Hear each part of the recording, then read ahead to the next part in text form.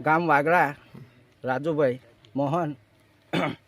હું આવી રીતે ઘેટા ચાળવા ગયો હતો, ત્યાંથી પાણી પાઈ ને સાંજે આવ્યો. બીજા દાડે સવાર મેં મારા 12 નંગ મરી ગયેલા છે ને ડૉક્ટરને બોલાવ્યો.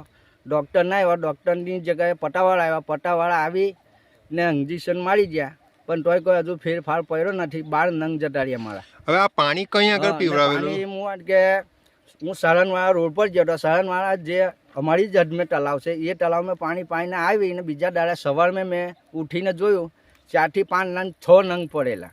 ત્યાર પછીની પાછી મેં લાવી, મને એવું લાગ્યું કે આને કંઈ આફરો છે. એવી રીતે મેં લાવીને 6 લીટર છાશ લાવ્યો. 6 લીટર છાશ લાવીને પીવાયરા પછીને પાછા બીજા 5 નંગ પડ્યા. એવી રીતે બધા થઈને 12 નંગ જતા રહ્યા મારા. આશરે ઘેટાની કિંમત કેટલી હશે તમારે? ઘેટાની કિંમત મારી તો લગભગ 12 થી 14 હજારની ઘેટીઓ હતી. તો એ ઘેટા ટોટલ કેટલા રૂપિયાના થાય છે? એમ લાખ રૂપિયાના, 2 લાખ રૂપિયાના એવું કંઈક? એમ તો 15 ની ગણતરી વસ્તુ થાય કેટલા નહીં, 2 લાખ ઊંડીની વસ્તુ થાય. એટલે 2 લાખ રૂપિયાના ઘેટા તમારા જતા રહ્યા છે. હા, કેમિકલ વાળા પાણી પીવાથી કે એવું કંઈક છે તમને? એવું કંઈ આવે એ તો કંઈ ખબર નહીં આવે.